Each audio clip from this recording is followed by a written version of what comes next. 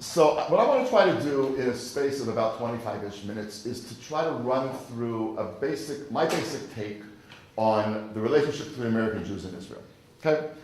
We don't have enough time in 25 minutes to lay out all of the pieces or to prove every assumption, and therefore things that you want to ask about or push about or disagree with, happily willing to do that when we get to the open part. So there's certain things, for example, I'm going to posit that we're in a bit of a crisis.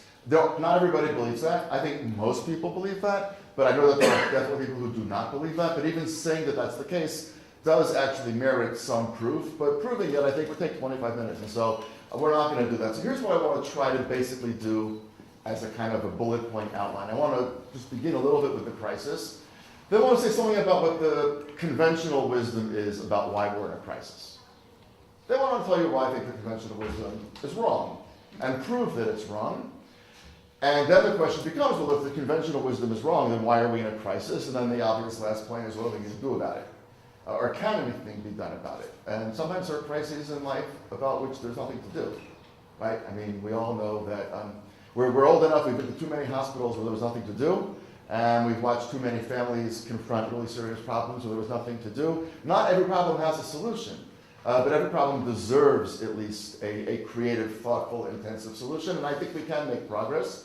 But then I'll try to outline what that is. And then more or less, we'll break around 11:30 or 12:30 or 1:30, and we'll see how it goes. And then we'll open it up for questions. Okay, so look, the prevailing assumption is that we're in a crisis.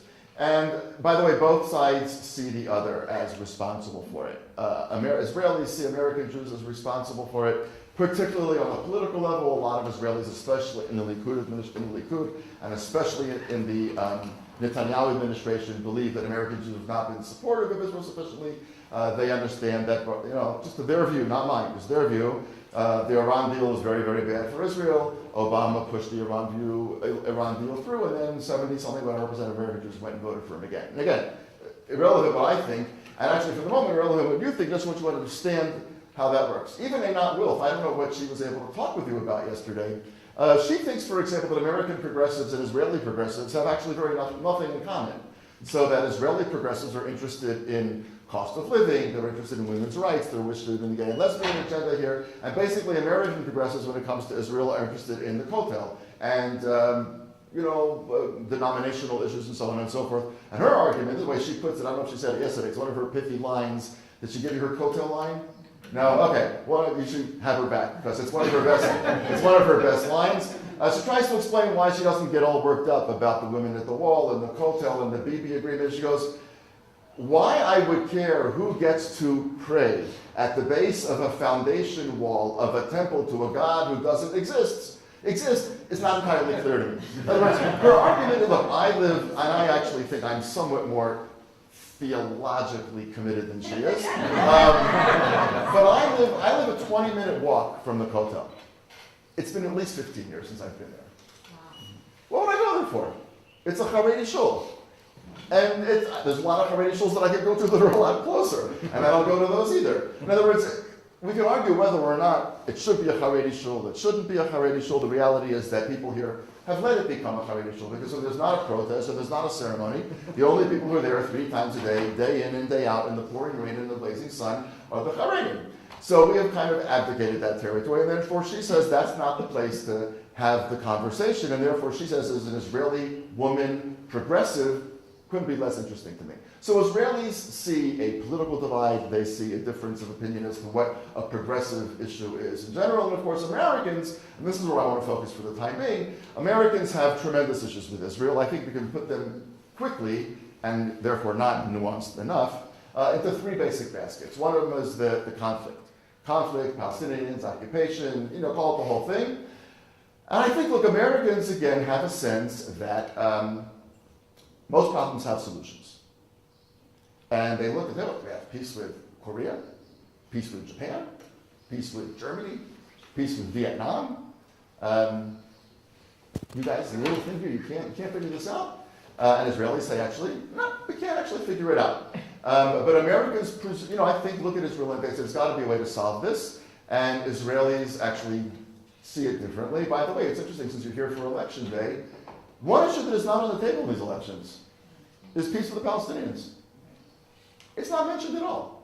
Even the most left-wing parties are not pushing it into the occupation here. Why? Because we love the occupation? Because we think it's great? No, because even the most left-wing parties have no idea how to end this thing right now. And that's, of course, a very, very different take from the nature of American Jewish discourse about Israel, where this is the preeminent issue. It's really important to understand. In America, and I go to America all the time, 12, 15 times a year. I mean, it's a fair amount. It's a lot of El Al omelets. But, my wife one morning will say, you want an omelet? I'm like, no. It'll be a lot better than on a little tray, but no, I don't want an omelet. It's the preeminent issue. It's the first thing everybody wants to know about. And here it literally never comes up. Terrible, horrible for them, for us, whatever, but not anywhere near a solution. And so on. So one is the issue of the occupation, the Arabs, the conflict, etc. Huge disagreement about how to see the world through that lens. Another one is the issue of the Orthodox rabbinic attitude to non-Orthodox Jews. Obviously here the vast, overwhelming majority of Jews, whether they're observant or not, define the Judaism with which they interact as Orthodox Judaism. So even the ones that go to the beach on Shabbat, which is a perfectly legitimate thing to do, if you're going to go to a shul on Yom Kippur or before your wedding or whatever it's going to be an Orthodox shul. The percentage of Israelis who would go to a Reform, Reconstructionist, conservative shul is infinitesimally small, whereas in America it's exactly the opposite. And speaking now, by the way, as a conservative rabbi, whose marriages are not registered here, and when I perform a marriage, it is actually technically a violation of the law, and technically I can be arrested and put in jail for 2 years. And my attitude is, if there is Wi-Fi and there are no faculty meetings, I'm guilty. Right? Take me. I just need high-speed Wi-Fi and no meetings whatsoever. And I'll actually do another wedding, 1 year and 11 months afterwards, so I can just get a renewal of the agreement. But in any event, so I understand the frustration, obviously. Here the objections are very real, and I'll speak now as an Israeli for a second. The rabbinate, and the chief rabbinate especially, the children that go to the army, they're effectively Haredim. They don't eat the food in the restaurants to which they give hashgacha, because they don't trust their own hashgacha, which sounds crazy, but it's actually true. They're not really Zionist. Their attitudes to women are reprehensible. Their attitudes to non-Orthodox Jews are reprehensible. Their attitudes to Arabs and non-Jews of other sorts are problematic. So it's a very real issue. That's the second basket. And the third basket is an array of things that I would say is things that don't just feel very democratic to American Jews as they look at Israel. I'll give you two quick examples. A year and a half ago, whenever it was, Bibi decides there's 40,000 adult illegal immigrants to Israel from Eritrea, mostly Eritrea and the Sudan. We're going to get rid of them. We're going to take them, throw them out. We give them a little bit of money, give them $1,000 each, put them on a plane, send them back to the Sudan. By the way, you get off the plane, and who meets you there? The local representative of the bank who wants to offer you a checking account? Or a guy with a gun who says, I'd like the $1,000 that I know the Israelis gave you? I mean, the idea was ludicrous. But in any event, there are good reasons, by the way, to and against, right? For and against. Without going into that detail on the tickets the whole time, but to American Jews, the idea that you would throw out people of a certain race and send them back to it, I was totally opposed to it. My wife and I protested in Tel Aviv, in South Tel Aviv, with a lot of the asylum seekers themselves. So don't get where I don't want to be coy about where I stand, but I could make the argument in a debate for DB's stance if I had to. It's not ludicrous. I think it's wrong, but it's not ludicrous. But that strikes Americans as, we're working on civil rights in America, and you guys are just going to throw them out? I mean, that seems ridiculous. Or you could take the nation-state law, which was passed some number of months ago, which a lot of people thought was kind of a thumb in the eye of Israeli Arabs and stuff, and all the American Jewish press said Israel basically backs away from democracy. Now, by the way, the Balfour Declaration in 1917, His Majesty's government view. We had a little discussion whether it's view or views. This is what happens when you get crazy. You discuss, this is your conversation over email. Is it view or views? But thank God for Google. But in any event, His Majesty's government view would favor the establishment in Palestine of a national home for the Jewish people. I mean, that was 1917. It's more than 100 years ago.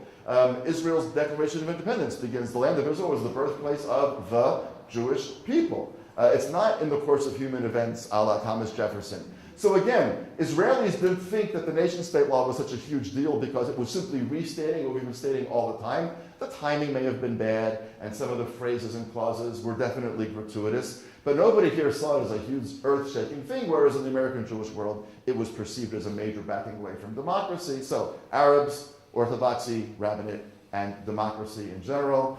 Those seem to be, and there are other issues, obviously, but those are the main reasons that Americans look at Israel and they say, Israel is just distancing itself from our values. And it's becoming harder and harder as somebody who really cares about Israel and somebody who loves Israel and wants my children and grandchildren to love Israel. You guys are making it really hard for me. And I understand that. And that's very compelling. So why is it totally wrong? Now, by the way, to say that it's totally wrong is not to suggest that those are not real issues. Nothing that I'm about to say now should take away from the question of what Israel does with the occupied territories. We'll use that term even though it's a latent term right now. Is it going to be a determinative question about what kind of a democracy emerges here in 50 years? I'm not suggesting that it's an unimportant issue. And I'm not suggesting that the Orthodox rabbinate here is not a huge issue or any of the other issues. They are critical issues. They're just not the reason for the rift. So when I say that they're not the reason for the rift, though, I'm not suggesting they're not really important issues. They're just not the reason for the divide. How do I know that? I know that because the divide precedes all these issues by decades. And I'll give you 4 quick examples. But obviously each one of them we could plow and plumb to greater depths, but we don't have the time. So I'll give you 4 very brief examples to show you. All of them will take place before at 1960 or earlier, which is before the occupation, obviously, and it's before the rabbinate got nasty, and it's before all of these democratic issues. Those are the days when Israelis looked at Israel, and it was the kibbutzim. The men and the women were sitting around the campfire, plowing the land by day, guarding the fire line by night, and somewhere in the middle having time for Israeli dancing and campfires and swapping spouses and all kinds of things. That kind of didn't make it into the UJA posters, but okay, whatever. Probably just wasn't enough room with the size font that they were using. But in any event, right, those were the days when Israel was perceived as a kind of a socialist haven. And by the way, it's important to recognize that those are exactly the years that American Jews are beginning to really make it in America and are moving to suburbia. It's the American Judaism that Philip Roth is making fun of in Goodbye Columbus. Right? So American Jews are very happy that they're living better than their parents and better than their grandparents, and they're getting a second car and had that fake wood paneling on the side, and they're living in suburbia, but they're also feeling somehow that that's at odds with certain fundamental Jewish core values, and the kibbutz satisfies that. If I support that socialist egalitarian enterprise, then I haven't entirely lost my relationship with those values. Yeah, I'm living in a 2-story house, and my parents lived in a 1-story house, and my grandparents lived in an apartment, but I'm still part of that same thing, and I'm not making fun of this at all. I mean, the devotion to Israel was, in fact, a really serious kind of reconnection or continued connection with those values. But all of the examples that I'm going to give you now come 1960 or before, when the relationship with Israel was troubled, but not nearly as problematic as it is now. Example number 1, 1901. Okay, Theodore Herzl is 3 years away from dying. He obviously doesn't know that because he's a young man, but he has a heart condition and he is working literally without stop. He's working 24/7. He literally works himself to death to create a Jewish state. 1897, of course, I was at a Brahms concert last night at the YMCA. Right here, I should have just stayed and not had to find a parking space both last night and this morning. But I did go home in the middle. But we were at a Brahms concert last night. Brahms died in 1897. But I was actually thinking 1897, the First Zionist Congress. And I see no cause and effect. He died before the First Zionist Congress. I don't want to say that God, the Zionists killed Brahms also. That's all we need. But anyway, no, we didn't kill him. We listened to him. We applaud for him. But in any event, 1897 to 1901, the Zionist movement gets tremendous traction. It's really taking off like wildfire for reasons we can't go into now. And in 1901, Herzl writes an open letter to American Jews, and he says, basically, you're useless. Jews across the whole world are getting on board. They're building this thing with us, and you are very good at conventions and making a lot of noise. And then you go home from your conventions, says Theodor Herzl, in 1901, 120 years ago, basically. He says, Ka'ashan kaleh, which is the phrase from the Machzor, like a puff of smoke that dissipates with the first breeze, you're gone. Everybody else is serious about this, and you're mad. Now, that's pretty amazing, that in 1901, the guy who establishes Zionism as a political movement he somehow senses that there's something different about American Jews from the rest of the world. Now, why is that? So that'll take us to 1921. We'll fast forward 20 years, but to do that, very quickly, 1915. Woodrow Wilson, President of the United States, wonderful president in certain ways, imperfect president in other ways. You probably heard something about imperfect presidents, but in any event, he is in the midst of this massive immigration wave. Most of us here who are from America, not all of us, but most of us who go to your family came to America between 1880 and 1920. Almost everybody, right? Now we think of it as the age of great Jewish immigration to America, but it wasn't. It was the age of great immigration to America, of whom many, there were a lot of Jews, but most of them weren't Jews. It was massive, massive. 1865, the year that the Civil War ends, there's 250,000 Jews in America. By 1920, there's about 4 million, which is 8x, 4.2 million, depending on who you ask, obviously.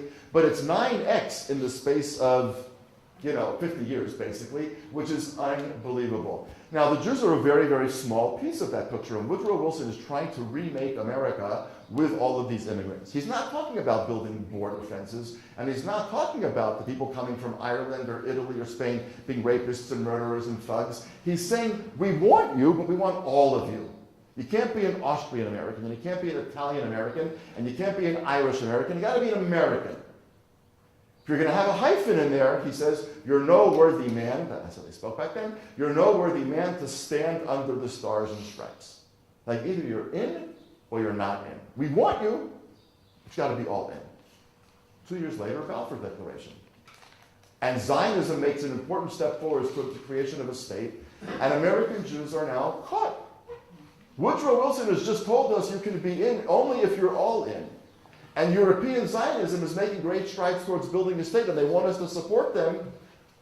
What are we supposed to do? That's a really hard place to be. And the easiest way to deal with it is not to deal with it, just to sort of tune out, which is what that's the history of tuning out. Goes back to there. But Louis Brandeis, who at that point is the first Jew on the American Supreme Court, and the only one at that point, also appointed by Wilson, he becomes at a certain point the head of the international Zionist movement, largely because World War I basically makes it impossible for people in Europe to run the movement. So America takes over, fills the vacuum, and Louis Brandeis takes over. And he tries to fashion a form of Zionism that is going to make it possible to put one leg on one side of the river and one leg on the other side of the river and somehow to straddle it. And he talks about how all American Jews should be Zionists. He says, even though we would never move there and our children would never move there, we should still support it because you become a better American citizen by being a Zionist. Now, you understood every word that I just said, but you have no idea what that means. Nobody did. Nobody did. And he's a pretty smart guy. You don't get to be the first Jew in the American Supreme Court by being unable to articulate an idea. It didn't make a hell of a lot of sense, and he pushed it a little further here and there, but it never became quite clear. And the Europeans are looking at him and saying, what do you mean this is about becoming an American citizen? What do you mean you would never move there? I mean, the whole idea is to build a state, and we're going to move there because they said Europe is not going to be good. Little did they know in 1917 how not good Europe was going to be. But they had this deep-seated sense. And at a certain point in 1921, Chaim Weizmann says to Louis Brandeis, what you do is called Yankee Doodle Judaism. It's a joke. Not serious. And he comes to the United States in the summer of 21. There's a big battle between him and Brandeis, and Weizmann emerges victorious. And that's why many of you in this room who know a lot about Louis Brandeis may not have been aware that he was an international leader of the Zionist movement for a while, because the story of Zionism was rewritten without Louis Brandeis at its helm. By the way, subsequently, the story of Zionism was rewritten without Chaim Weizmann as a central player, because Ben-Gurion and Weizmann had big issues, and Ben-Gurion ran that narrative. So most Israeli kids who get a fairly decent education about the history of Zionism have never heard of Louis Brandeis and know very little about Chaim Weizmann. They know that he was the first president of the state of Israel. What does the president do? It's the Queen of England, more or less, right? So there's a big blow-up between American Jews and Zionists in 1921. Let's fast forward to 1948, 49, 50. David Ben-Gurion is the prime minister of the Jewish state, which has in its entirety not quite as many Jews as there were in the city of New York. So Ben-Gurion comes to America and proclaims, Israel is the center of the Jewish world. And American Jews look at him and say, how do you figure? Right? That's not exactly what they said. And Jacob Blaustein, who was then the head of the American Jewish Committee, didn't put it quite that adroitly.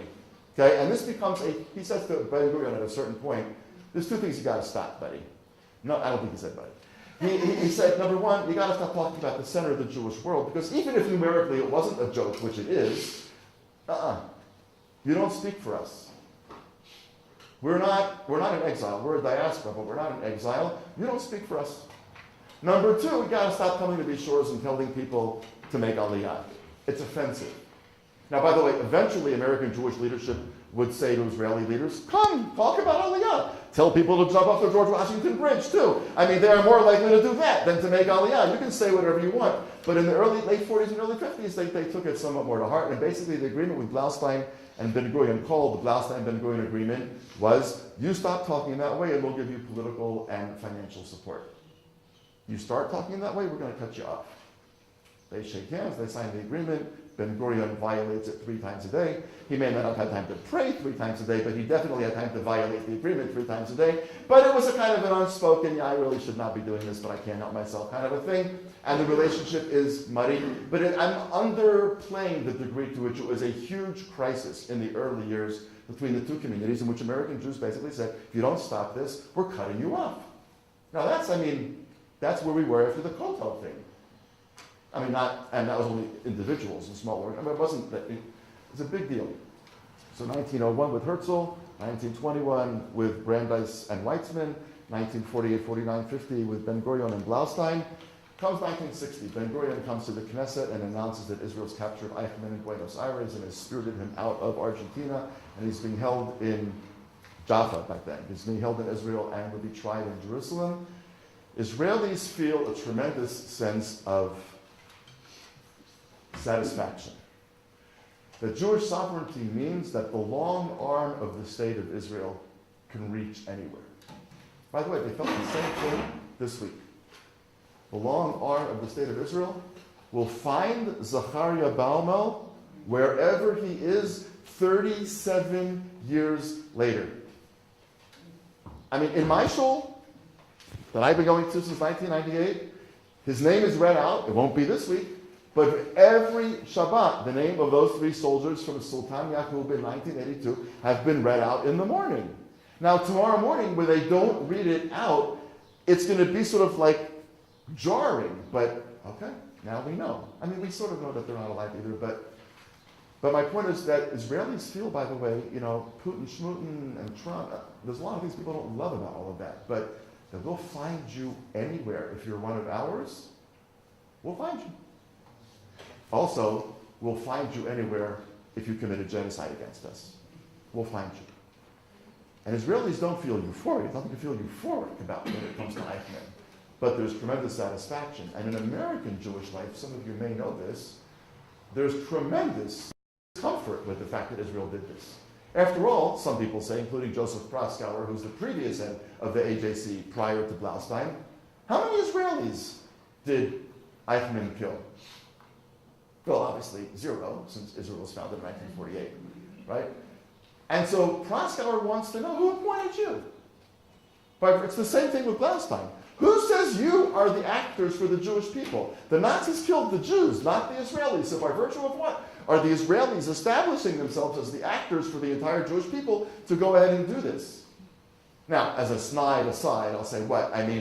The B'nai B'rith with logistical support from Hadassah was going to go get Eichmann. We're having a meeting of our local chapter. We'd like you to come and speak. Trick! Actually, you're capturing it.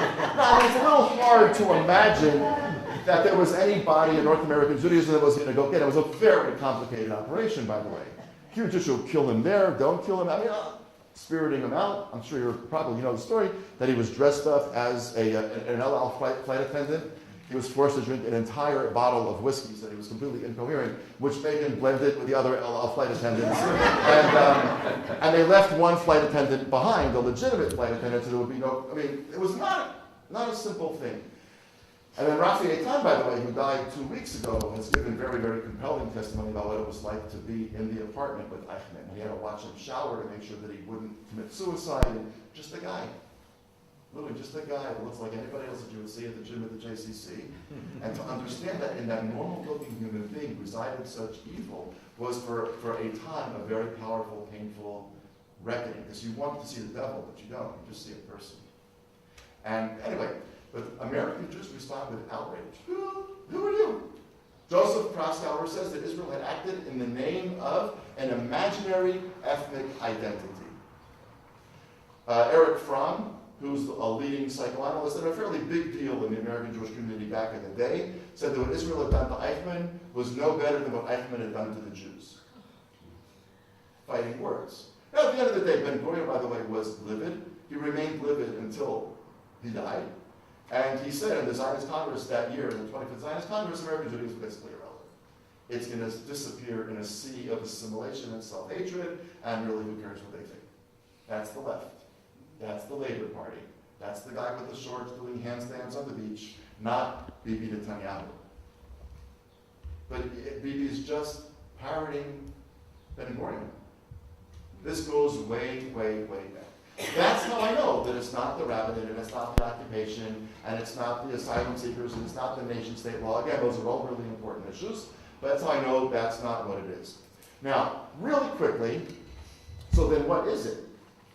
What is it? And here I think this will have implications for the work that you all do collectively. And again, these are each bullet points, which I'm not going to do justice to, but they'll probably push a little further on some, and then we can open it up. And more importantly, you'll buy the book when it comes out. I couldn't care less if you read it, as long as you buy it. And it's a great comic present. Everybody in your contact list, it shouldn't leave anybody out. They really all want it. Anyway, unless I'm in your contact list, I have a copy. But anyway, what is it? First of all, let's just talk very, very quickly. Just like 4 bullet points. Number 1, when in the course of human events, in the land of Israel, the Jewish people was born. Give me you're tired, you're poor, your tent is tossed, yearning to be free. Not you're tired and you're poor white people. Not you're tired and you're poor Christian people. Not you're tired and you're poor landed or middle class people. You're tired and you're poor, your tent is tossed, yearning to be free. America is open to anyone who wants to be part of the dream of the infinite human potential that America represents. Israel says, law of return. If one of your 4 grandparents was a Jew, you can become a citizen. And if not, you really can't. I mean, yes, you can apply, and every now and then somebody's admitted, but very basically you can't. This is not a liberal democracy. Everybody thinks that Israel ought to be evaluated as, how's it doing against the standard that America sets? By the way, one could ask, how's America doing against the standard that America sets? But that's a question about which, of course, I have no opinion whatsoever, so therefore we're going to skip it, right? It's a sad time we're living in, actually. It's a very, very sad time. A woman who, this is an aside to an aside, but a woman who's a good friend of mine who works at the New York Times, who will remain nameless, but she's a senior editor, very smart, not hard left, not hard right, she wrote me an email about a week ago, and she said, she's 47. She wrote me an email and she said, I feel like I outlived the civilization in which I was raised. Which is a really, really articulate way of putting the feeling that many people have. But because she can say it so articulately, she gets to work with the New York Times, and the rest of us have to read the New York Times. Or buy it, or not read it, whatever the case may be. Most people I know, subscribe so they can cancel the subscription. In any event, I know a certain Orthodox rabbi in New York who cancels the subscription to the New York Times 5 times a year. So I say, so-and-so, what you're not talking about is that you subscribe. But in any event, America is a liberal democracy in the Jeffersonian, Hamiltonian, Lockean tradition. It's open to everybody. Israel's not about everybody. Israel's about the Jews. Israel has 20% Arab minority who have legally equal civil rights, and who need to see those rights more fully fleshed out. In the same way, by the way, that African Americans have full civil rights and need to see those rights more fully fleshed out. In the same way that whites in Appalachia have equal civil rights and need to see those rights fully fleshed out. Israel's hardly the only country that has a population with equal civil rights that doesn't have what to be proud of entirely yet. France, England, Germany, everybody. But I'm not giving us an out, I'm just saying we're like everybody else. So these are very, very different enterprises. That's one of the reasons for the tension. And therefore, when the nation-state law comes up, Israelis say, what's the big deal? Of course we're a Jewish state. And American Jews say, well, if America said it was a Christian state, we'd be furious. If America said it was a Jewish state, we'd be furious. It's not what a democracy is. It's not what that kind of a democracy is. It is what this kind of a democracy is. And we never talk about that. We never talk about it. Here I want to be very serious. If you use a couple's metaphor, right? If a couple has a big issue that it chooses never to talk about, every little thing will set it off. So they'll fight about the socks on the floor or the dishes in the sink. But it's not about the bedroom floor and it's not about the kitchen. It's about really, really big stuff that nobody talks about. That's where we are in that metaphor. I'm not suggesting that Palestinians or rabbinate is socks on the floor. You understand that. The metaphor doesn't go that far. But it's not what's setting this off. What's setting this off is totally different enterprises. Another example. Judaism in America is a religion. That's what it is. This kind of religion. Think about it. When American Jews say, finish this phrase, Jews and America. Jews and? Thank you. In Israel, the Jews and the? Not the Muslims. Right? Here when you think about Jews, you're thinking about a nationality. In America, when you're thinking about the Jews, you're thinking about a religion. And that's why somebody like Einat Wilf can say, I'm a progressive, but I couldn't care less about the Kotel. And so when you start saying, if Israel doesn't do whatever about the Kotel, we're not going to, she goes, I don't know what you're talking about. And I understand this side and I understand that side because I'm the therapist, right? I'm helping the couple here, right? Obviously I'm not. But I think that what we fail to understand is that, there's a very, very, very, very rare American Jew who has not stepped foot in a synagogue. They may not go, they may not belong, they certainly may not like it. But how many Jews who are in any way part of the Jewish community can say, I've actually never been to a synagogue? I mean, I don't think you can name anybody. I know tons and tons and tons of deeply committed Israeli kids who are officers in the army, who were in the army for 7 years, 8 years, 10 years, who care deeply about this state, who literally have said things to me like, what actually happens in a synagogue? They've never been in one. Now, that may be good, it may be bad. I don't think it's so great. I don't think it's bad because they should be religious. I think it's bad because they should know that dimension of Judaism, what it's about. My point is, that's how different we are. When the reform movement in the 1880s in the Pittsburgh platform, which has changed a lot since then, don't get me wrong, but when it came out in the 1880s and said, we see Judaism as a religion and not as a people, and therefore we expect no return to Palestine because peoples have countries, religions don't have countries. The die was cast, that was before the World Zionist Congress, First Zionist Congress, right? But the die was cast for a nationalist project and for a religious project to have very, very, very different ways of looking at the world. And part of what we're dealing with is if one is universalist and one is particularist, we also define Judaism entirely differently. One defines it as a religious thing, and that's why all the breakdowns are Orthodox, conservative, Reconstructionist, Reform, this, that, and the other. And one sees it as a nationalist thing in which you are two-state solution, for annexation, against annexation, for a state of all of its citizens. It's all about the national issues, and here it's all about the religious definitions. Neither one is right, neither one is wrong. They're just very different ways of looking at the world. Give you one other example, and then we'll cut it short. How Jewish should the public square be? Okay, today's Friday. Good. So Shabbat, unless something changes, should come tonight. Okay? Tonight at around 6:20. Try to be outside, unless you're in a very important meeting, in which case do what he says. Or if you're in the hotel with your window open. You're going to hear the air raid siren. It's not Syrian MiGs. They have very few working parts. Okay? It's not. Why would we sound the air raid siren at the time of candlelighting?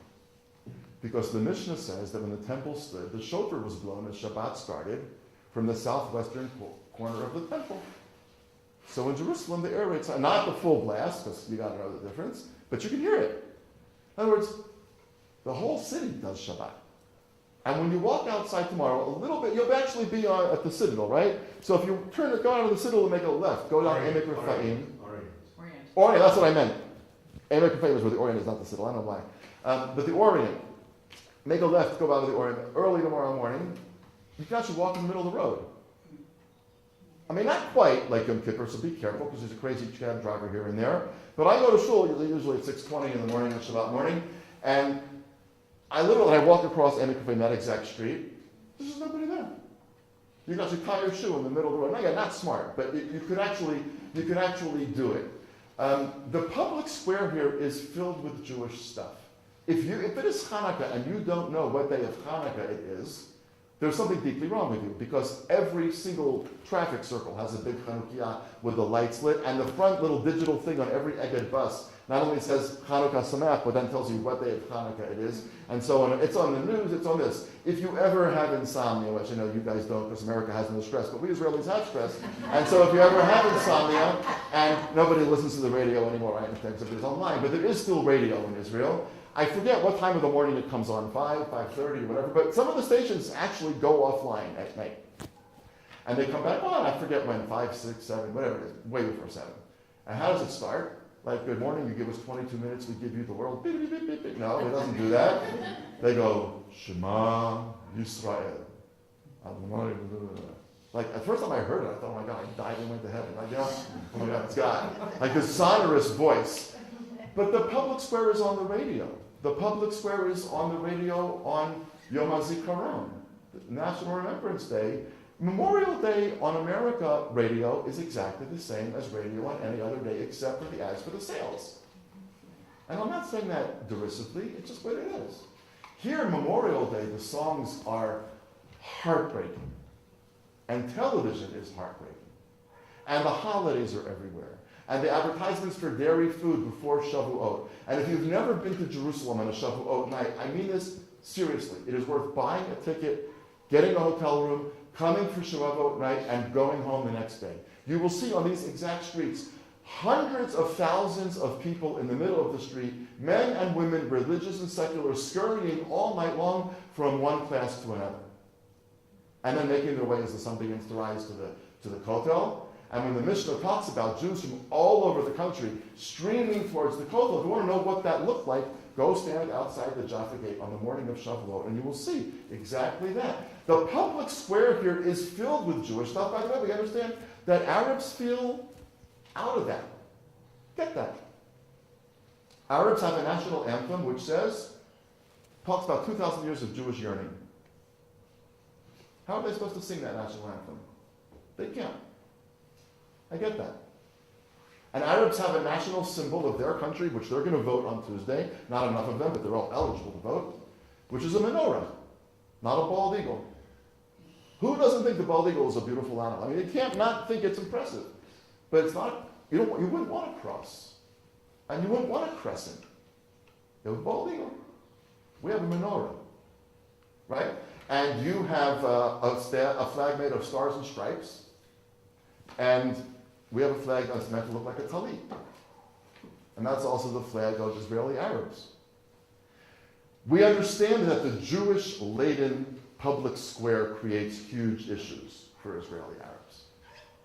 And there's lots that can be done to make them feel more enfranchised. But we're also willing to pay the price of them not feeling fully enfranchised for this to be a publicly Jewish state. It's always going to be edgy. It's never going to be easy, which, by the way, is one of the reasons that I am a two-stater. The same reason that I moved from America to Israel was because I wanted to live in a country where my own people's narrative was the same narrative, was the narrative of my country. Right? I wanted the holidays of my country to be about the exodus from Egypt and crossing the Jordan River and not crossing the frozen Delaware or the Alamo or Fort McHenry, as incredible as those stories actually are, and as good as that country has been to the Jews. I want Israeli Arabs to have the same choice. If they don't want to live in a country which is so overtly Jewish, I want them to have a country right here. Literally, it'll be a stone's throw from here, where their language and their narrative and their sacred texts and their religious leaders will define that. And any of them who want to stay here, 100% welcome and fine, and then it's my obligation as part of the majority to make them feel accepted, honored, etc., etc. But I'm a two-stater in large measure because as wonderful as living here is for me as a Jew, I want them to have the same opportunity. In all of these ways, in ways that we can go into more, stopping now, we're just very different. We're entirely different. And yet we judge each other as if the other should be acting like us. Israelis look at Americans and say, what are you talking about? End the occupation. Like, what are you talking about? Do you understand what's going on the Gaza fence? Without recognizing that that is still, by the way, an important moral Jewish call. that we, because we're so worried about the Gaza fence, don't get to think about enough. And American Jews make the call for ending the occupation without understanding, like, what are you talking about? Do what?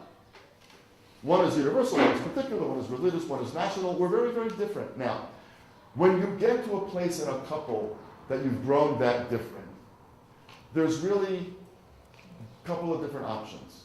You can talk about it, and you might be able to actually figure out how it's not going to be like it was when you were 27 frolicking around the beaches of Malibu, but it might be great. It's going to be different, but it's going to be great. It'll be more mature, it'll be more fraught, but it'll be really great. It's a possibility. Another possibility is divorce. It's a possibility. Another possibility is a relationship which will perpetuate the relationship, but it's not going to be the passionate affair that it once was. We're going to accept, we're in this together, we got kids, we got property, we got business, whatever, and since most families don't have the net worth of the Bezoses, splitting it up can be difficult. So we're going to figure this out sort of, we're going to muddle along together, but we're not getting back to where we were. And I'm not making light of any of those, because too many of us in this room have either dealt with it ourselves or people that we love dearly who've dealt with it. So there's nothing funny about any of that. It's serious. And I think the relationship between American Jews and Israel could go any of those ways. And I think the divorce would be terrible for all of us. Terrible for reasons that I don't go into now. And I think that getting back to our youthful frolicking around the Malibu beaches is pretty darn unlikely, but who knows? By the way, a rising wave of anti-Semitism could change that. Other issue altogether. I think the most hopeful, realistic possibility is to say, let's talk about how different we are. Let's understand that we were created in response to very different challenges, and we availed ourselves of very different opportunities, and we honed very, very different survival skills. We're never going to see the world through the same lenses. We're never going to face the same traumas or the same successes. But we care about each other. And we actually need each other, and we need to see each other as part of the same thing for reasons that I won't go into now. Let's try to get there. But the only way to get there is to begin to have the hard conversation. Not about the occupation, not about the Kotel, and not about Israeli Arabs, and not about whatever, but about what does Judaism look like, feel like, smell like, taste like in each of these two communities. That's the conversation that's not happening. And as a true community umbrella organization, I can think of no organization better suited to host that conversation and to push that conversation forward than individual JCCs locally and the JCCA nationally, because that's what you do in large measure. You are attent to the entire Jewish community and beyond, of course. And I think that's actually situates you and positions you in a way that's kind of uniquely poised to be a very, very vital and important contributor to what I think is a really critical conversation that we have not yet had that you can help start. Wow.